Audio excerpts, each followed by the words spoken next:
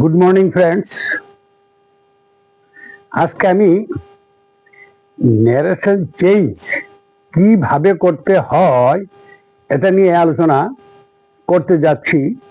তবে আজকে আলোচনা করব অ্যাসার্টিভ সেন্টেন্স।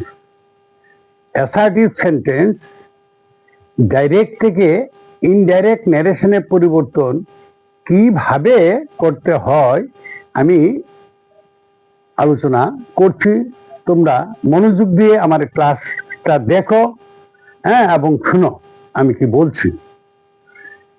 অ্যাসার্টিভ সেন্টেন্স দেখো, এক্ষেত্রে ইনডাইরেক্ট স্পিচ এর অর্থ অনুসারে রিপোর্টিং ভার্ব দ্যাট ইজ আরবি হয়। আরবিটা কিভাবে রিপোর্টিং ভার্বটা হয়? ইনডাইরেক্ট স্পিচের অর্থ অনুসারে। ইনডাইরেক্ট স্পিচের অর্থটা কি? এই অর্থের উপর নির্ভর করে কোনো জায়গায় সে, কোনো জায়গায় টেল, আবার কোনো ক্ষেত্রে ইনফর্ম, আবার কোনো ক্ষেত্রে রিমার্ক, তারপরে দ্যাট লিঙ্কার হিসেবে ব্যবহৃত হবে। বুঝতে পারছো? হয়তো এটা এক্ষেত্রে কি বলছি, ইনডাইরেক্ট স্পিচের অর্থ অনুসারে। ইনডাইরেক্ট স্পিচের অর্থ অনুসারে সে, টেল, রিমার্ক, তারপরে লিঙ্কার হিসেবে দ্যাট ব্যবহার করতে হবে। ওকে, দেখো নিয়মটা। 1 নম্বরে, যখন আরবি মানে রিপোর্টিং ভার্ব, যখন আরবি প্রেজেন্ট টেন্স বা অথবা ফিউচার টেন্স হয়, তখন আরএস এর টেন্সের পরিবর্তন হয় না। কি বলছে এখানে? যখন আরবি মানে রিপোর্টিং ভার্ব যখন প্রেজেন্ট টেন্স বা ফিউচার টেন্স হয়, তখন আরএস এর কোনো পরিবর্তন হয় না। বুঝতে পারছো? রিপোর্টিং ভার্ব প্রেজেন্ট ফর্ম অথবা ফিউচার ফর্মে যদি থাকে, তখন আরএস এর কোনো পরিবর্তন হবে না। ঠিক আছে? দেখো এখানে দেখো, ডাইরেক্ট আমি লিখেছি রানী শেষ। কি? রানী শেষ, এটা প্রেজেন্ট ফর্মে আছে। রানী শেষ, এটা প্রেজেন্ট ফর্মে আছে। ওকে, কোন ফর্মে আছে? প্রেজেন্ট ফর্মে আছে।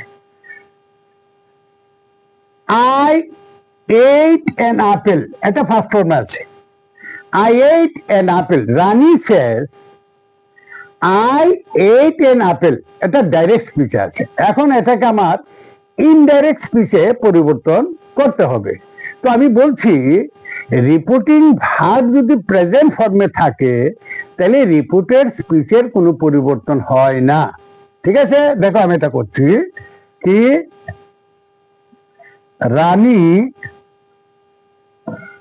রানী says that, লিঙ্কার হিসেবে এখানে দ্যাট ব্যবহৃত হয়েছে। এই যে রানী says, এখানে কমা ছিল, কমাটা উঠে গেছে। ওকে, তারপর ইনভার্টেড কমার ভিতরে উদ্ধৃতি চিহ্ন, বাংলায় এটাকে বলে উদ্ধৃতি চিহ্ন। উদ্ধৃতি চিহ্নের মধ্যে আছে আই এইট অ্যান আপেল। তো আইটাকে আমাকে এরা বুঝতে হবে। রানী শেষ, রানী বলছে I ate an apple, that is Rani. আইডা হচ্ছে রানী, তাহলে এর কি হবে? সি। ওকে, এর পরিবর্তে কি হবে? এর পরিবর্তে সি। ওকে, তারপর বলা হয়েছে যদি রিপোর্টিং ভার্ব প্রেজেন্ট ফর্মে থাকে, তাহলে রিপোর্টেড স্পিচের কোনো পরিবর্তন হবে না। তাহলে যেভাবে আছে ঠিক সেইভাবেই থাকবে। She ate an apple. ওকে, হয়ে গেল। ইনভার্টেড কমা এখানে নেই, উঠে গেল। এখানে গিয়ে ফুল স্টপ বসেছে। আর এখানে রানী শেষ, এখানে কমা ছিল, এটা উঠে গেছে। এখানে লিঙ্কার হিসেবে দ্যাট বসেছে।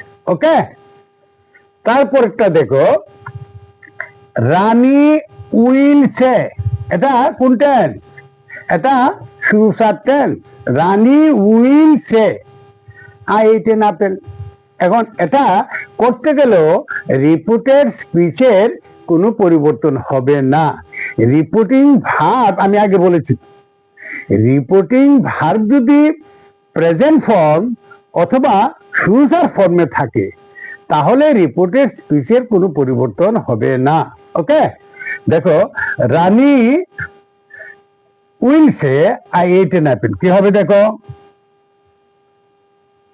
রানী উইল সে, লিঙ্কার হিসেবে কি আসবে? That. Rani will say that, linker হিসেবে দ্যাট বসেছে। ওকে, কমা উঠে গেছে, এখানে কমা ছিল, হ্যাঁ কমা উঠে গেছে। রানী উইল সে, এই যে কমা ছিল কমাটা উঠে গেছে। তারপর ইনভার্টেড কমার ভেতরে আছে আই এট এন আপেল। তো রানী উইল সে, এইটাকে, এইটা হচ্ছে রানী, তাহলে কি হবে? She ate an apple.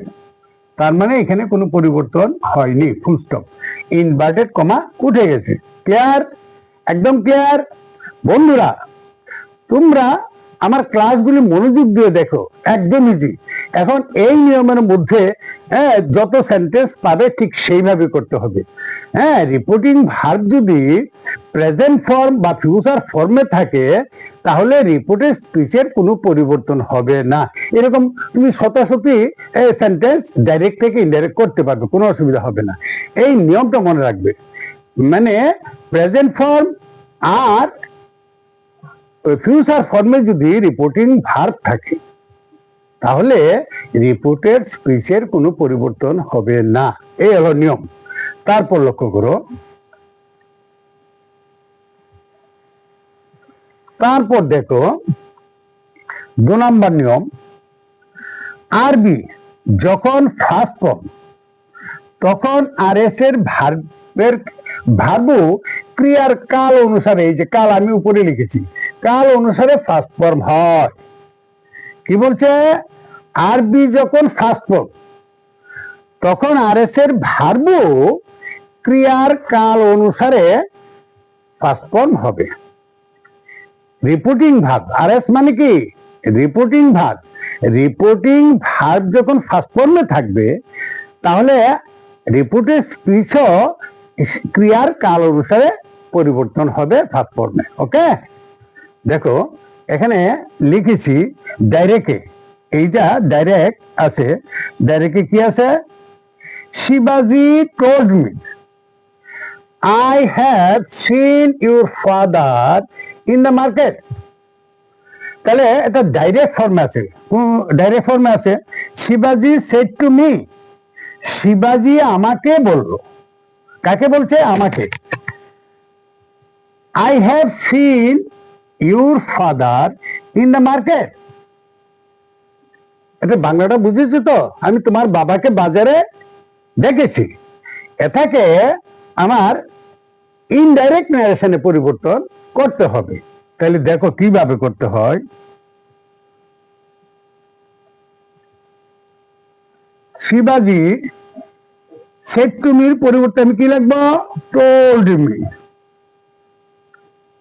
Told, এখানে বলা হয়েছিল আগে এই যে এক একটা ইনডাইরেক্ট স্পিচের অর্থ অনুসারে রিপোর্টিং ভার্ব মানে আরবি হয়, মানে সে, টেল, ইনফর্ম, রিমার্ক, তারপর লিঙ্কার হিসেবে বসে দ্যাট।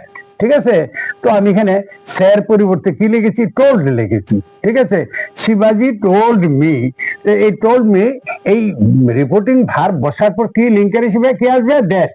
টোল্ড মি দ্যাট, শিবাজি টোল্ড মি দ্যাট। লিঙ্কার হিসেবে এখানে আমি এখানে কি বসিয়েছি? দ্যাট বসিয়েছি।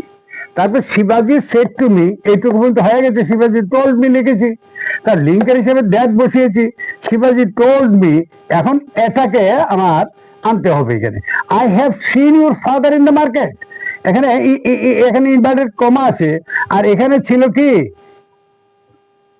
কমা। কমাটা আমি এখান থেকে তুলে নিয়েছি, এখানে প্রয়োজন নেই।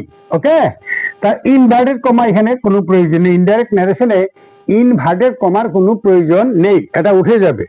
ডাইরেক্ট থেকে যখন আমি ইনডাইরেক্টে রূপান্তরিত করব তখন এই উদ্ধৃতি চিহ্নটা উঠে যাবে। ওকে, তাহলে দেখো, এই যে I have seen your father in the market, আইটা কে? আইটা কে? শিবাজি। শিবাজি বলছে আমাকে, হ্যাঁ, I have seen your father in the market. তো আইটা কে? আইটা হচ্ছে শিবাজি। ওকে, তাহলে আই হচ্ছে এখানে শিবাজি, তাহলে কি লিখবো শিবাজির পরিবর্তে? হি।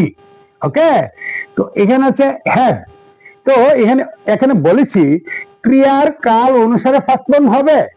তো হ্যাভ এর ফার্স্ট টেন্স কি? হ্যাড। ই হ্যাড সিন,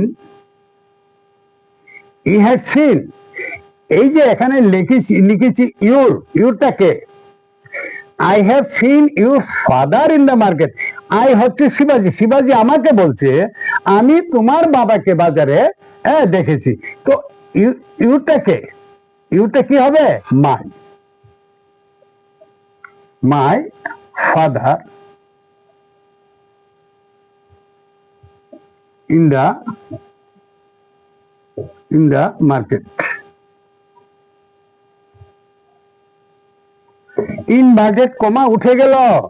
এখানে I have seen your father in the market, এই যে ইনভার্টেড কমা ছিল এখানে ছিল, উদ্ধৃতি চিহ্ন উঠে গেছে। ঠিক আছে, তো শিবাজি told me that he has seen my father in the market. Okay, একদম ইজি। একটু মনোযোগ দিয়ে ক্লাসগুলি লক্ষ্য করো তোমরা বন্ধুরা, একদম ইজি হয়ে যাবে। হ্যাঁ, নট অনলি ন্যারেশন, আমি অনেকগুলো ক্লাস করি, সবগুলো ক্লাস তোমরা মনোযোগ দিয়ে দেখো, টেন্স থেকে শুরু করে সবগুলো দেখো। হ্যাঁ, তারপরে দেখো নীরেন, এটা Niren said my brother is reading a book. তো এটা ডাইরেক্ট ন্যারেশন আছে, ডাইরেক্ট ন্যারেশন থেকে এখন আমাকে করতে হবে ইনডাইরেক্ট ন্যারেশন। ঠিক আছে, হ্যাঁ, কি হবে দেখো, নীরেন